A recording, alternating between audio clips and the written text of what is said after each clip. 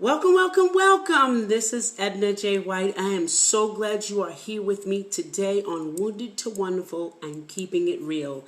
Yes, you are in the destination to be a part of a candid conversation with family and friends about things that happen in this climate right now. So I was supposed to be today with someone who was in another country, kind of got their dates and the times wrong.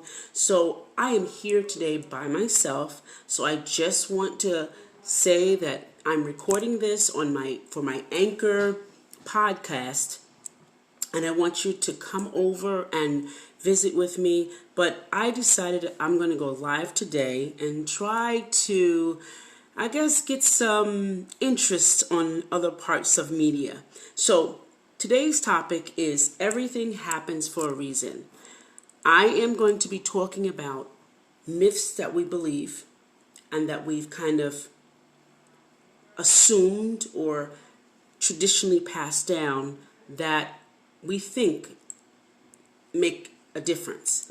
So, like, if you pull a gray hair, it creates gray hair. Beauty is pain, especially when we exercise. Chocolate causes acne. Cracking your knuckles creates arthritis. I know how many times I've heard that. Terrible things come in threes, and an apple a day keeps the doctor away. Things like that. Those common myths that we hear or that we were told, we kind of cling to. And I know in my life, my mother has always said, eating chocolate is going to cause acne.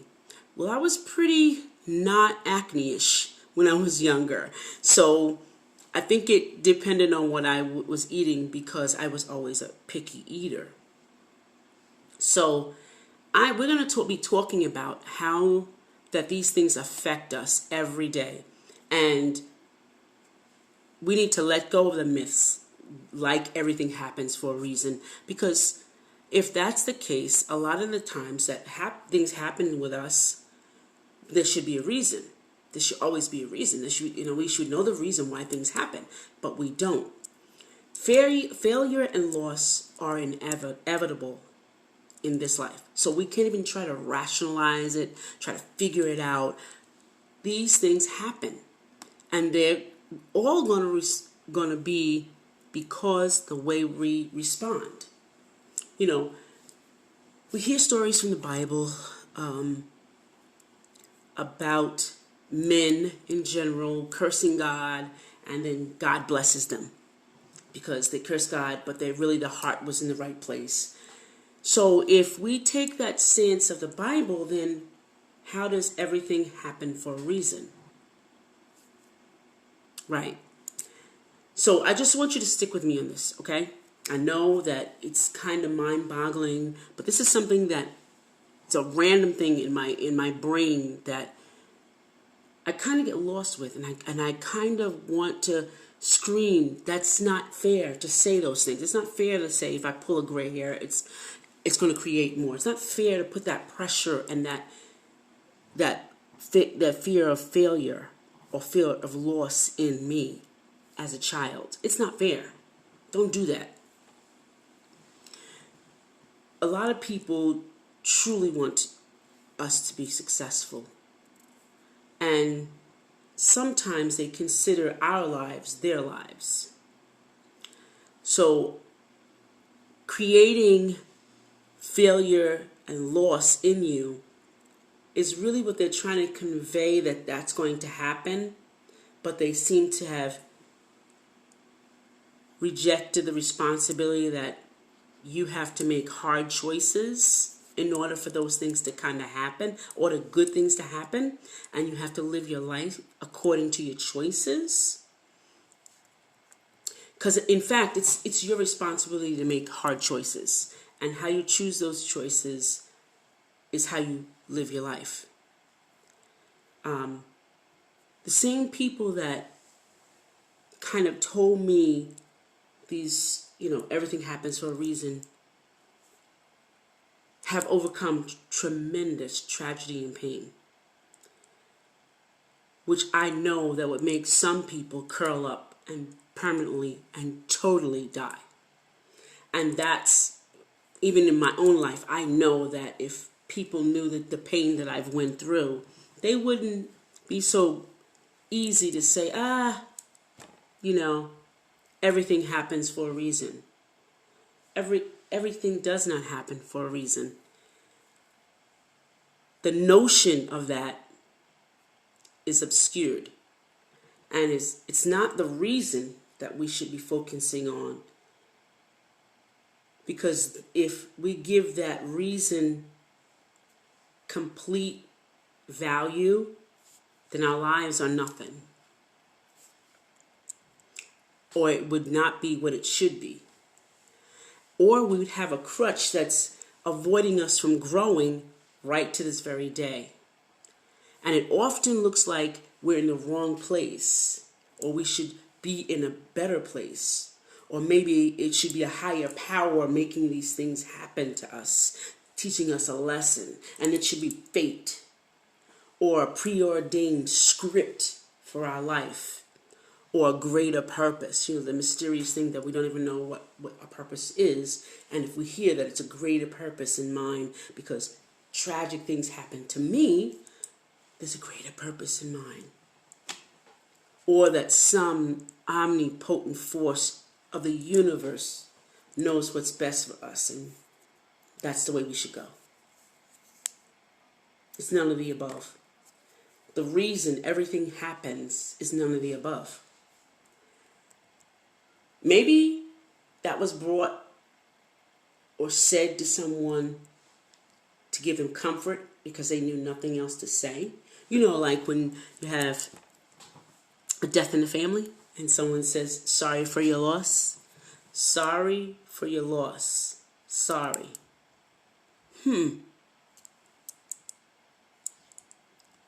That's not even conceivable.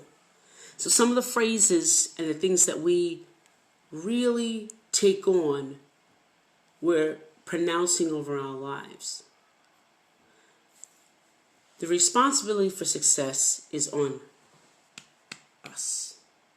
So the responsibility of creating meaning out of life's biggest disappointments is on us. But I always found it profoundly unsettling and very selfish that people would say those things to me, those phrases, and try to make me believe them. Because those empty words bring value to your life and fatally ruin your life when you believe them. And then when you're derailed, like I was, I somehow learned the lesson, the fatal lesson that I was supposed to learn. I learned it. And, it was like a failed business, a severe illness, a divorce, the loss of a loved one, dashed dreams, natural disasters. Each of these are excruciating in its own way. But the idea that life's unfairness is somehow supposedly to be justified by a scripted reason, to me is ultimately out of the question, and it should not be accounted for. It's outright lazy. It's being lazy. It's not being truthful.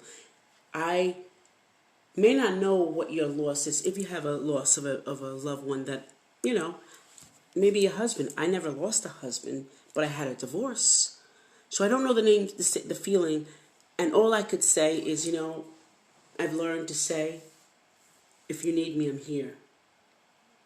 And I close my mouth. Or I just hug them and say, I love you. Why repeat phrases that you don't even have a grasp on what it means? It's like speaking Chinese, a Chinese phrase or German phrase or French phrase, and don't know what it is, what it means. That's what I'm talking about.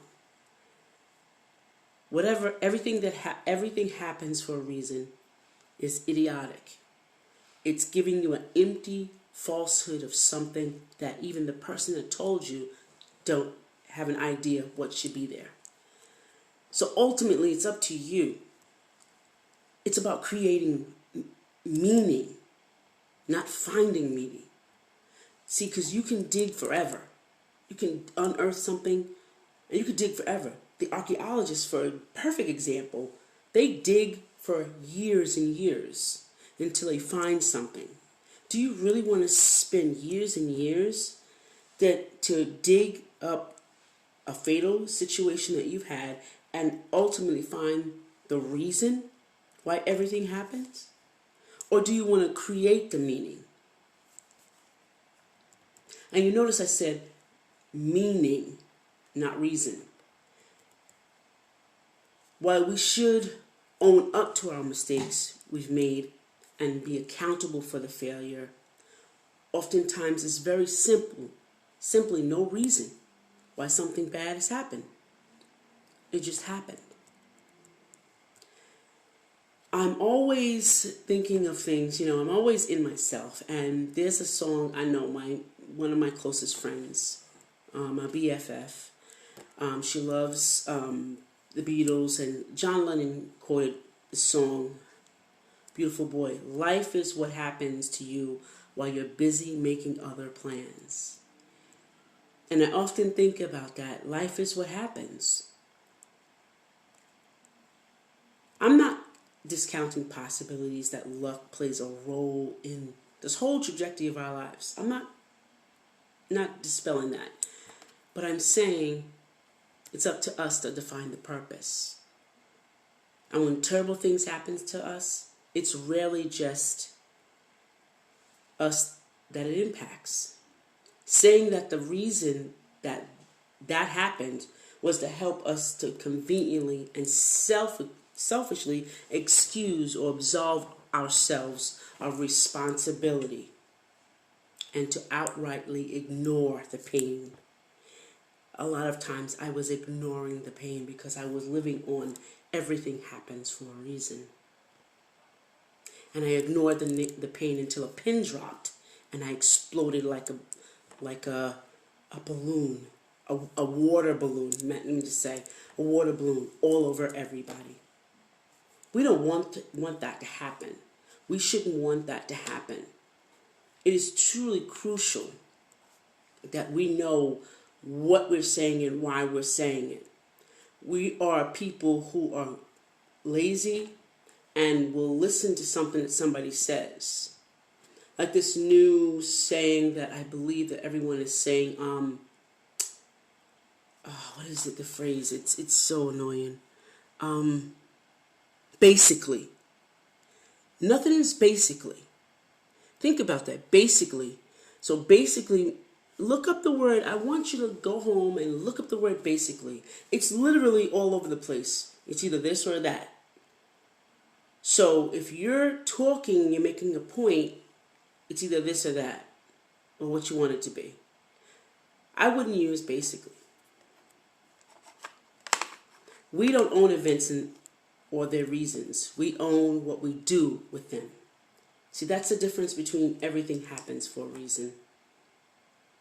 We own what we do with them. All those reasons and events, we don't own them. We own what we do with them. I remember when, as struggling through single motherhood, I always suffered, and it was very hard for me to climb the ladder and to provide, but I did it, and I was determined in my mind. And I always used to think about the word suffering, and I hated that word. Because I always heard no pain, no gain. And I hated that word. Those two didn't even go together for me. And sometimes you have to suffer and you have to struggle. And I hated that word. And I remember hearing the scripture in church that a certain apostle wrestled with the angel because that person didn't want to do what the angel had instructed, and wrestled. And when they wrestled with that angel, something changed or his thigh bone was changed because he was rustling around and broke his thigh bone, and he was grappling with the fact that I want to do what I want to do. Well, that's what basically is. Basically. But when I was going through this, I always used to go through this. I said, I'm not a struggling, single mom. I'm not going to go through pain to gain anything. I want to be able to speak as though they were. And each time that I started even getting weak or fragile in what was going on, I always believed the next level. Yes, this world can create reasons, but guess what? It teaches us lessons. When I realized that, that wasn't the prescription that was laid out for me, and that I had to literally be able to take the lesson and think, this just happened, and it's my responsibility to take what had just happened and either react to it or respond and do something about it, and be able to take my part in what really happened. That's the profoundness of it all. That's the profoundness of it all. Semantics, when you say basically whatever. Semantics. You have to, instead of speaking like that, speak powerful, that produces accountability, that heals, that grows, that turns things, that creates things, that outlives the pain. Create things like that. It's like having an eclipse happen and then it's gone, and then outshines the sun. See, it's hard to accept things during times of grief because we have to grab onto something in order to not know our part in it. And I remember when my dad died, and I met him when I was 27, and he died when I was 35. And I had it for a little time, and I was able to enjoy him as a father, adult father, and be able to talk to him about different things of my life. So when it was time when he died, I went down, and I remember crying, but I was crying not a lot. I'm going to miss you because you were really something special in my life at this time. I don't know what you did in the past. I didn't focus on that. But I know what I focused was on the present, when we had time, that time meant something. And my brother walks up to me and says, "Why aren't you crying?" I said, "Because I had my time with him. It was just time for him to go. I did what I was supposed to do. I don't feel bad about where I was in his life. And I can't account for the past because I wasn't there." And my brother said, "Yeah, you're right. But we had a hell of a time with him." And I said, "But that's not my part." See, we have to take responsibility for the now, where we were in that person's life, what we did. And if I were not the type of daughter or wouldn't have put all the time in and been courageous enough to say, I can't look on who did what or whatever, that's y'all business. Right now, I need to have a dad in my life, and I need to establish a ground. So when the sudden loss come, my eyes weren't weary about, what I didn't do. That I wasn't crying out of pain of what I didn't do, or what I didn't say, or what I didn't believe. The truth is that the reason bad things happen isn't somehow baked into our life's of trajectory. Terrible things do not happen for reasons we can't understand or even accept. But that doesn't mean that we are helpless. We are the ones who are giving meaning to what happens in our life, with or without an acceptable reason. I think this topic is a very meaty topic, and it lends value to us as people. if you are perpetually looking for a reason to somehow make it self-known to you magically, that reason's supposed to magically come, or God's supposed to tell you that, why that reason is, or it's supposed to fall out the air, or out of the sky, excuse me, and it will be neatly wrapped in a bow, then you are avoiding a much harder work of taking what happened to you and to others who were impacted by it and creating something that has value. That has been my whole life's mission. Things that happened to me in my past that spilled over into my siblings' lives, my mother's life, I didn't want it to impact them negatively. Didn't even want it to impact me negatively, because I could have been, hooked on drugs. I could have been a whole myriad of other things. But somehow I created something that had value. Something which I look back now and I'm happy about, knowing that I wasn't following any script, but instead I wrote my own life. And you can do the same thing. I was reaching out to church, believing in things that didn't have depth, people that didn't have depth, that didn't have an understanding of me.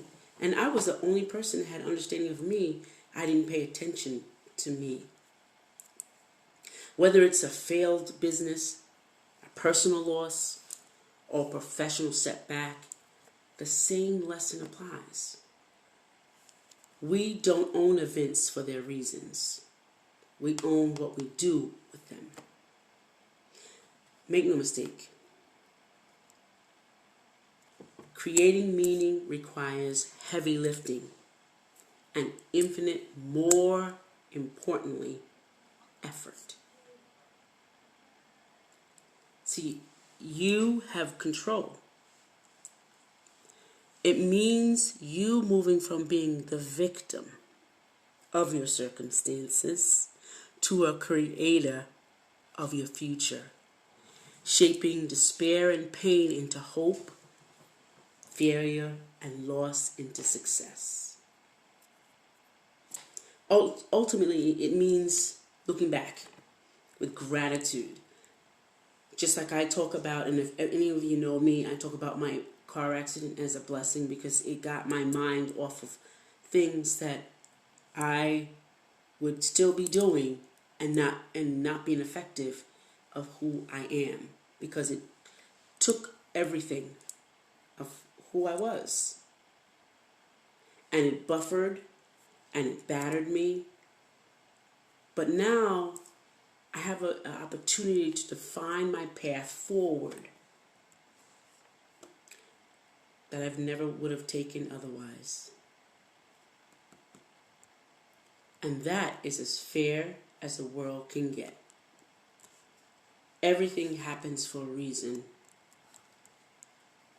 but you are the creator of your life. I hope that you really got something out of what I said today,